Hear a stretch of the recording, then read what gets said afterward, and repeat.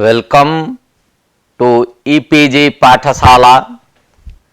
E-PG पाठशाला पक्षतः सर्वेषां सर्वासां च कृते स्वागतं व्याहरामि। अहं प्रोफेसर किशोरचंद्र पाढ़ी। इदं त्रयोदशपत्रं ग्रंथस्य नाम भवति लघुशब्देन्दुशेखरः। कारक प्रकरणस्य कानिचित् वार्तिकानि समाश्रित्य अधुना चर्चा करिष्यते। गतिबुद्धि प्रत्ययवसानार्थ शब्दकर्म कर्मकाणां मणिकर्ता सरणौ इति सूत्रे विद्यमानानि यानि वार्तिकानि तानि समाश्रित्य चर्चा करिष्यते। आदौ पाठस्य मुख्यांशाः एवं भवन्ति। निबह्योर्न नियन्तृकर्तृकस्य बहिर्निषेधः आदिखाद्योर्न भक्षेः अहिंसार्थस्य न जलपति प्रभृतीनाम् उपसंख्यानं दृशेश्च शब्दायतेर्न इति।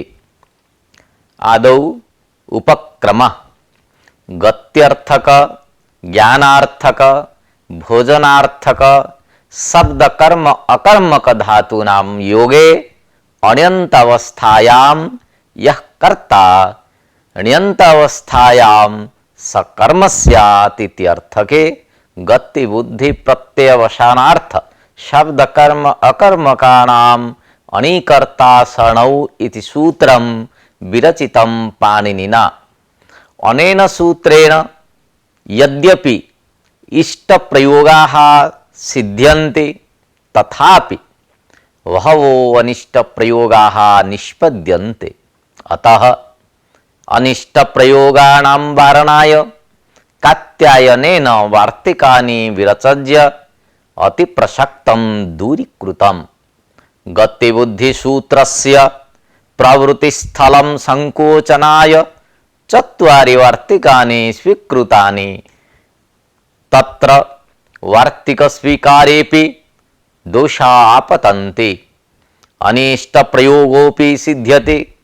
अतः तन्निषेधाय पुनरपि प्रतिषेधवचनं कृतं वार्तिककारेण कात्यायनेन। यथा नियन्तृकर्तृकस्य बहिः अनिषेधः अप्राप्त कर्म संज्ञा विधानाय वार्तिकद्वयं पठितं। यथा जलपति प्रभृतीनाम् उपसंख्यानं दृशेश्च इति। अधुना निबह्योर्न इति यत् वार्तिकम् अस्ति तस्य वार्तिकस्य चर्चा क्रियते। ण्यन्तयोः निबह्योः प्रयोज्ययोः गतिबुद्धिसूत्रेण कर्मसंज्ञा न भवतीति वार्तिकार्थः। निधातुः वहधातुः गत्यर्थकः। अतः गतिबुद्धिसूत्रेण कर्मसंज्ञा प्राप्नोति। अत्र कर्मसंज्ञा वारणाय निबह्योर्न इति वार्तिकं स्वीकृतम्।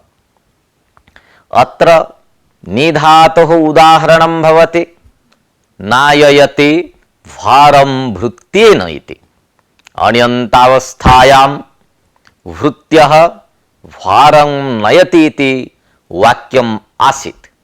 अत्र कर्ता भृत्यः, कर्म भारं, क्रिया नयति इति। नयति क्रियायाः इण्यन्ते नाययति इति रूपम्।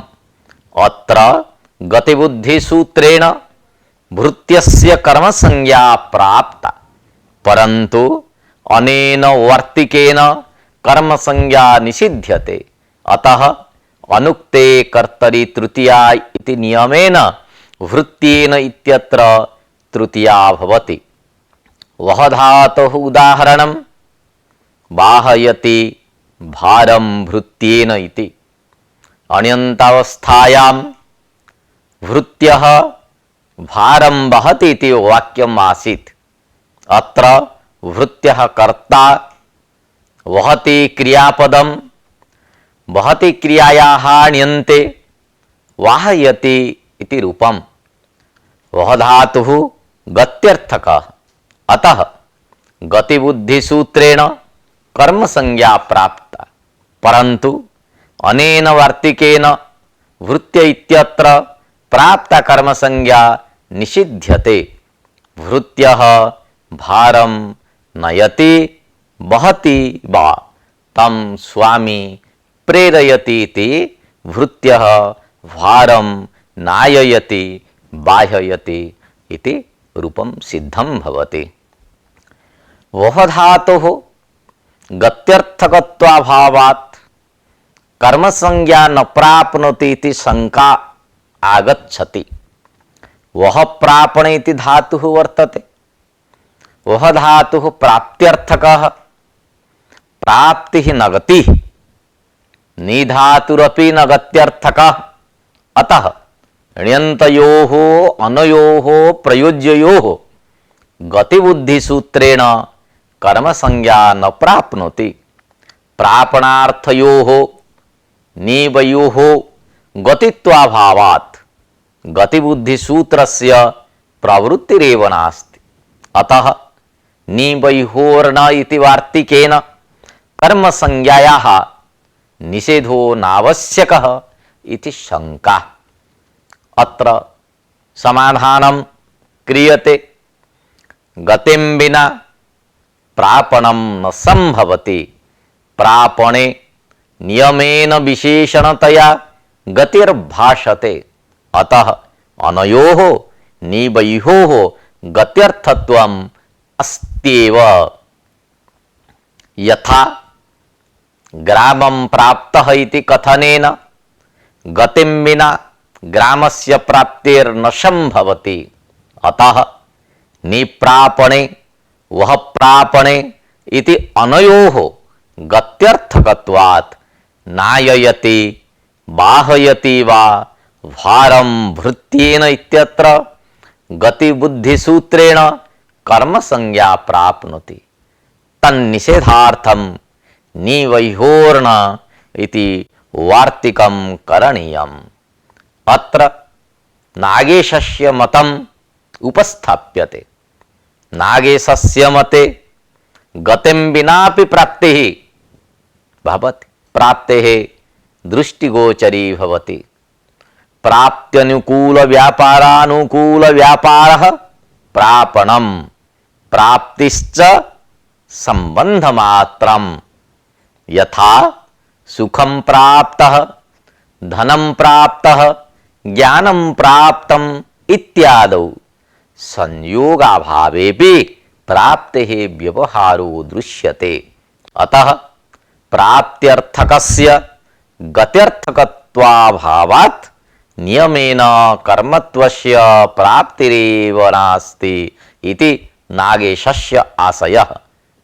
ग्रामं प्राप्तः, ज्ञानं प्राप्तः, सुखं प्राप्तः इत्यादौ प्राप्तेः संबंधमात्ररूपत्वेपि ग्रामं प्राप्तः इत्यादौ संबंधत्वेन भासमानायाः वस्तुतः संयोगरूपायाः प्राप्तेः गतिं विना असंभवात् तत्र गतेः आक्षेपः कृतः।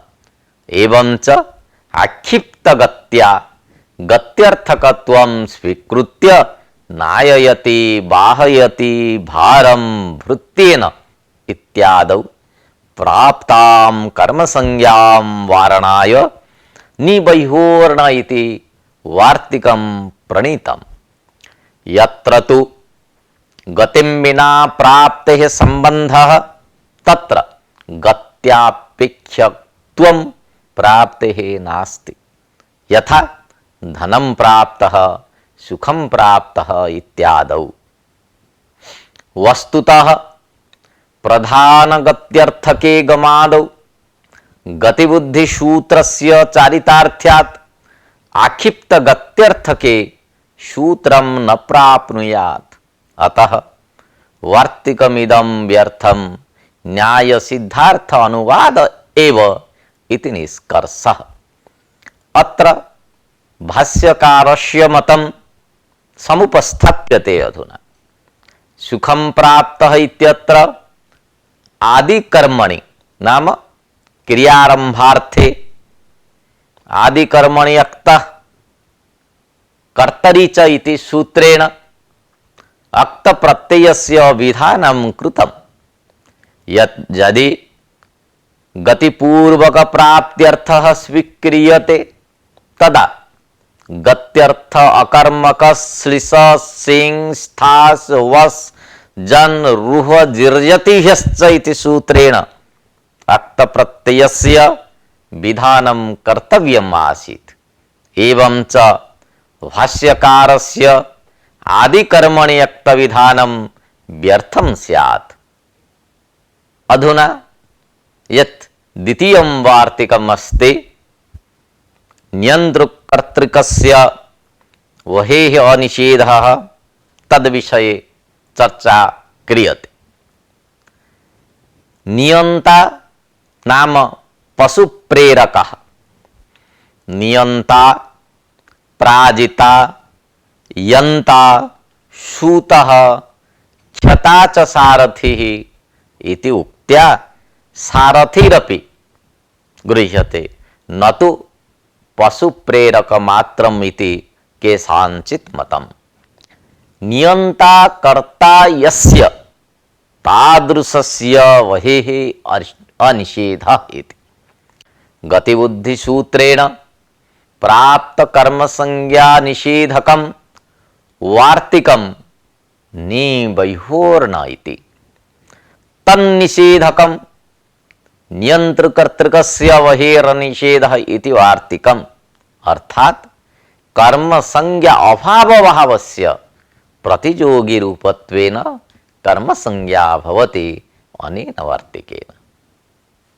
उदाहरणं यथा वाहयते रथं वाहांसुतः इति। वहन्ति इति वाहः नाम अश्वाः रथं वहन्ति तान् सूतः प्रेरयति। अत्र वाहः प्रयोज्यकर्ता रथं तस्य इष्टतमं कर्म वहन्ति क्रियापदं वहन्ति इत्यस्य ण्यन्ते वाहयति इति रूपं प्रयोज्यकर्ता सूतः तस्य एकवचनत्वात् वाहयति इति एकवचनान्तम्। अत्र प्रयोज्यकर्तुः कर्मसंज्ञायां वाह इत्यत्र द्वितीया बहुवचने वाहानिति रूपम्। अतः वाहयति रथं वाहांसुतः इति प्रयोगः उपपन्नः। गतिं विना प्रापण असंभवेन वहेः गतित्वं नयतेस्तु गति उपसर्जनं प्रापणं वाच्यम् इति निधातुः गत्यर्थत्वम् अस्त्येव। तृतीयं वार्तिकं भवति आदिखाद्यो वर्ण इति। कुत्रचित् अदि इत्यस्य स्थाने आदि इति उल्लेखो दृश्यते। अर्थात् ण्यन्तस्थानुकरणं कृतं। वस्तुतः अदि इति प्रयोगः समीचीनः। यतो हि इक्ष्टिपौ धातुनिर्देश इति नियमेन केवलात् धातुरेव इक् निर्देशः न तु ण्यन्तात्। ण्यन्तयोः अनयोः आदिखाद्योः प्रयोज्ययोः गतिबुद्धिसूत्रेण कर्मसंज्ञा न भवति इति वार्तिकार्थः। आदिखाद्ययोः भक्षणार्थकत्वात् प्रत्यवसानार्थकत्वेन गतिबुद्धि इति सूत्रेण प्राप्तां कर्मसंज्ञां वारणाय अधिखाद्यो वर्ण इति वार्तिकं प्रारब्धम्। उदाहरणं यथा आदयति खादयति वा अन्नं बटुना इति। अन्यन्तावस्थायां बटुः अन्नम् अत्ति खादति वा इति वाक्यम् आसीत्। अत्र बटुः प्रयोज्यकर्ता, अन्नम् इष्टतमं कर्म, अत्ति खादति इति क्रियापदम्, अत्ति खादति इति अनयोः एण्यन्ते आदयति खादयति इति रूपम्। बटुः अन्नम् अत्ति खादयति वा तं कश्चन प्रेरयति इति अर्थे प्रत्यवसानार्थ धातु योगे गतिबुद्धि सूत्रेण बटुरित्यत्र प्राप्तां कर्म संज्ञाम् अधिखद्योरण इति वार्तिकं बाधते। अतः प्रयुज्ये कर्तरि बटुरित्यत्र कर्तृकरणयोरिति सूत्रेण तृतीया भवति। तदनन्तरम् अपरं वार्तिकं भक्ष्येः अहिंसार्थस्य न इति अधुना आलोच्यते। कर्मसंज्ञा निषेधाय वार्तिकमिदं स्वीकृतम्। अहिंसार्थक भक्ष्यधातुः अण्यन्तावस्थायां यः कर्ता अण्यन्तावस्थायां स कर्मसंज्ञको न भवति इति वार्तिकार्थः। भक्ष्यधातुः प्रत्यवसानार्थकः, अतः गतिबुद्धिसूत्रेण कर्मसंज्ञा प्राप्ता। कर्मसंज्ञा वारणाय वार्तिकम् इदं प्रारब्धम्। उदाहरणं यथा भक्षयति अन्नं बटुना देवदत्तः। बटुः अन्नं भक्षयति इति अण्यन्तावस्थायां वाक्यरूपम् आसीत्। अत्र बटुः कर्ता, अन्नं तस्य इष्टतमं कर्म, भक्षयति क्रिया, भक्षयति इत्यस्य णिजन्तेऽपि भक्षयति इति रूपम्।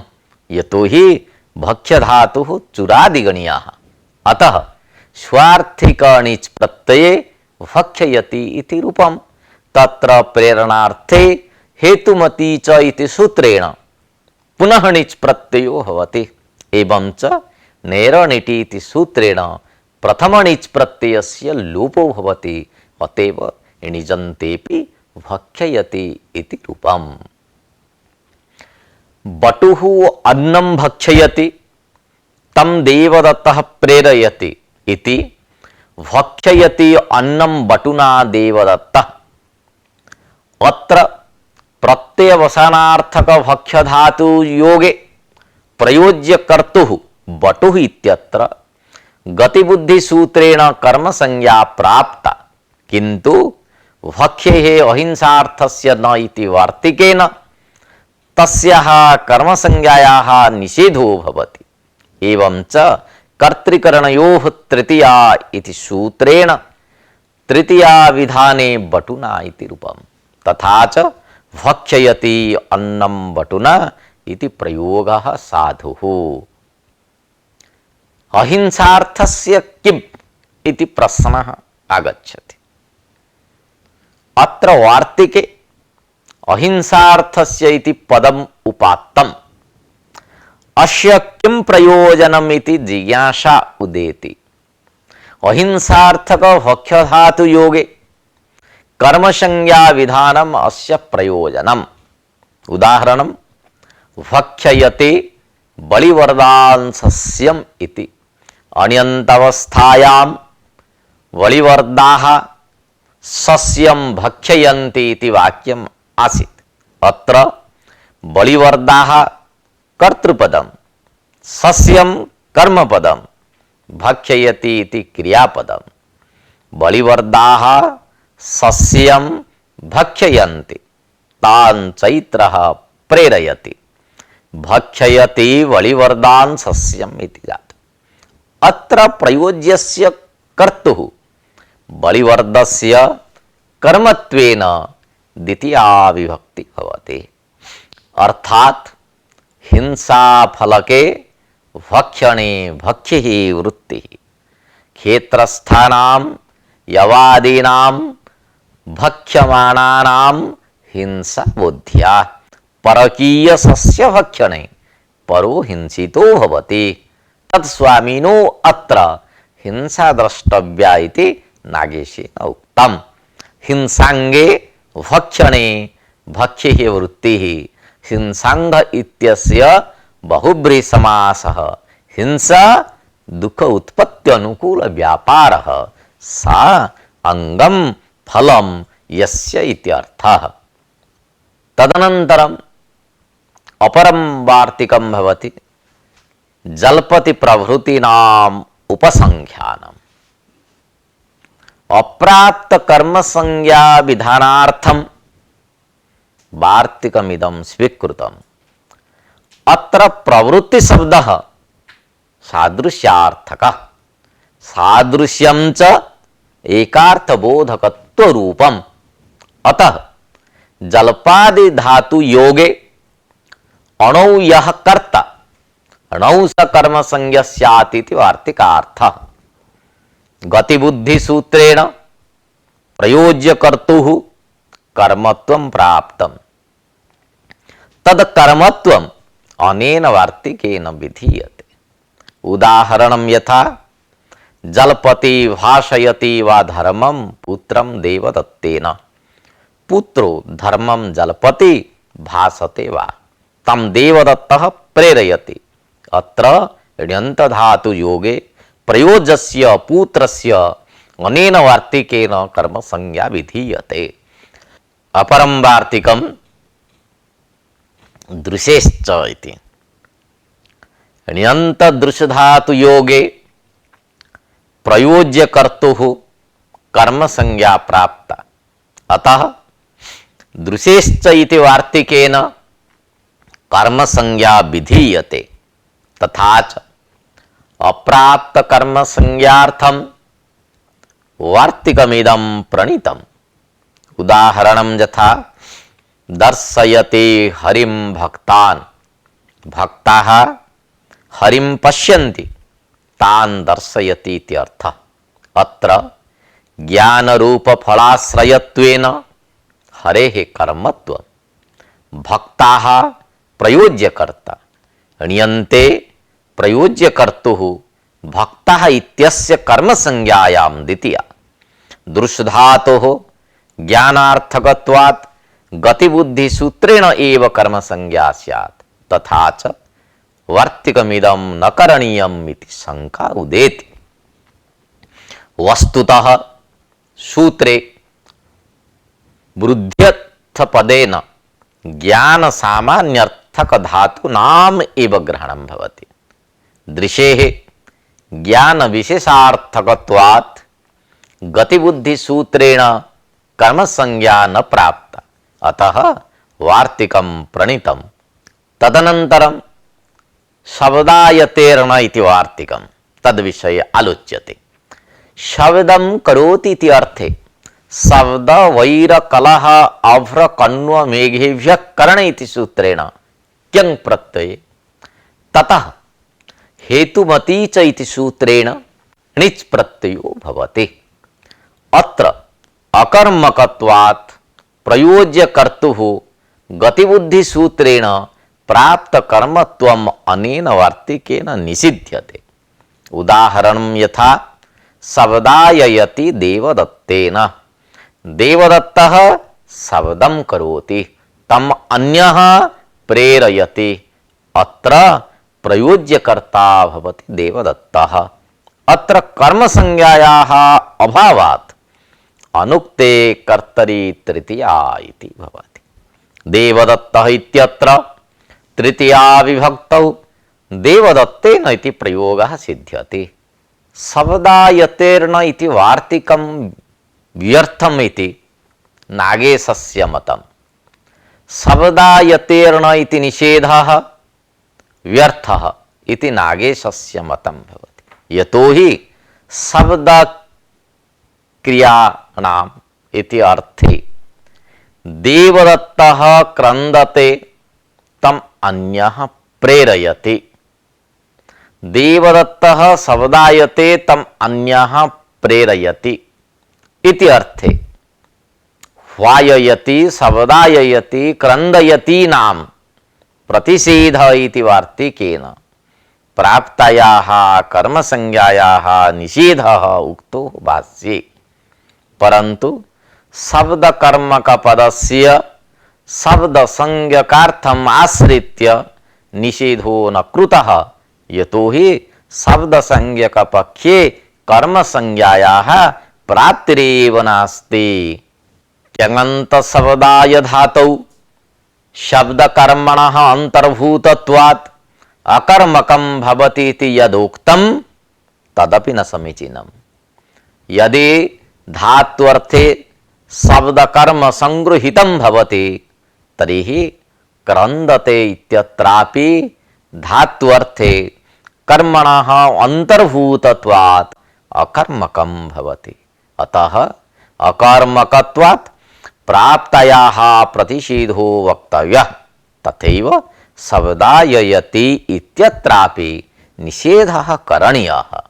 शब्दाय धातोः अकर्मकत्वे किमपि प्रमाणं नास्ति।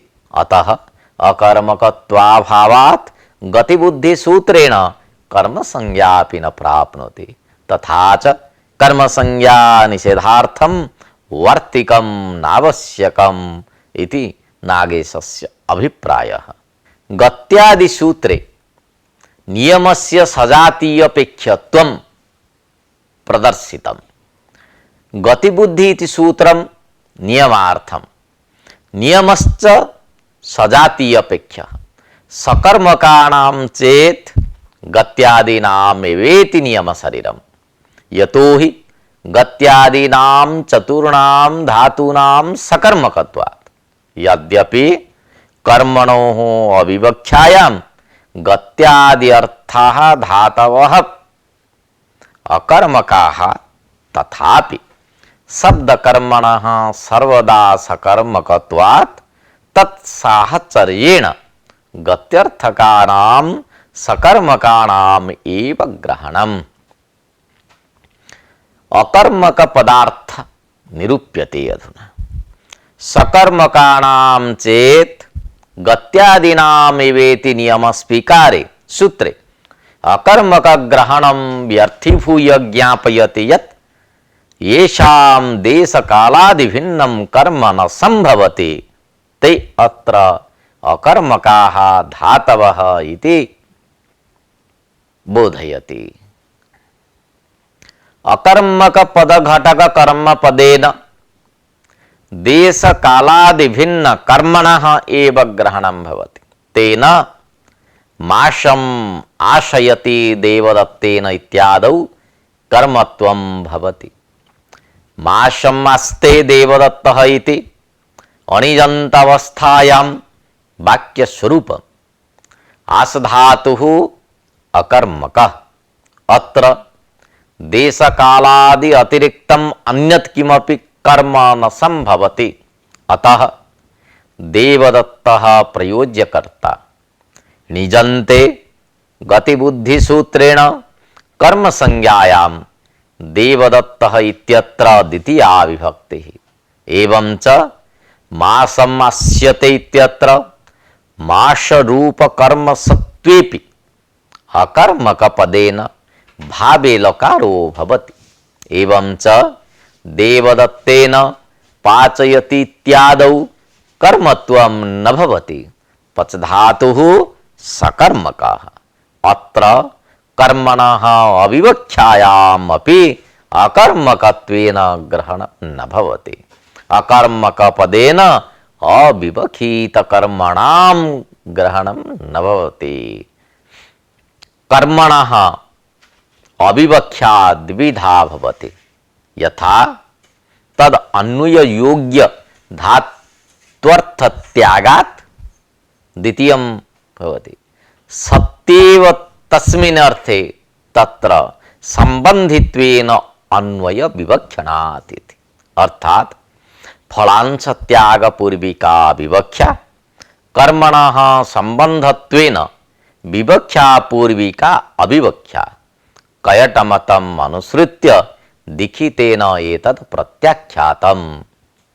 अत्र नागेशस्य मतम् उपस्थाप्यते। नागेशमते प्रकृतसूत्रे च अकर्मकपदेन अविवक्षितकर्मणोः अपि ग्रहणं भवति।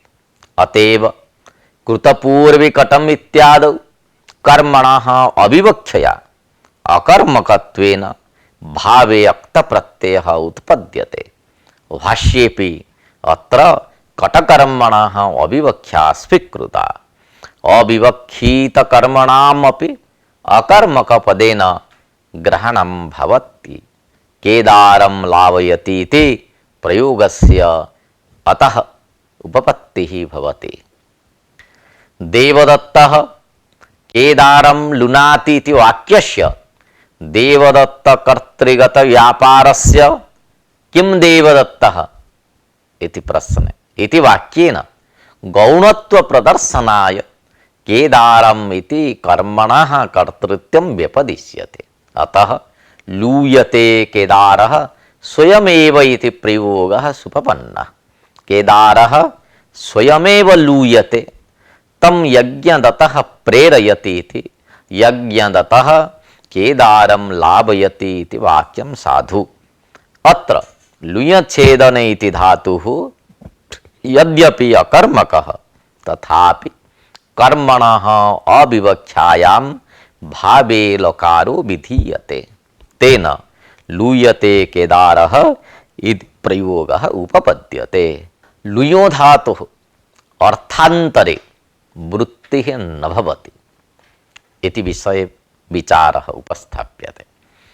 लूयते केदारः इति वाक्ये स एव छेदनार्थको लुय धातुः इति तत्त्वप्रतिभिज्ञा भवति। अतः लुयो धातोः अर्थान्तरे वृत्तिः न स्वीकर्तुं शक्यते।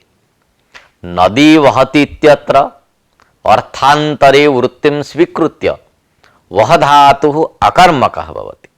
प्रसवनार्थे वह धातुः अकर्मकः। भारं वहति देवदत्तः इत्यत्र वह धातुः सकर्मकः।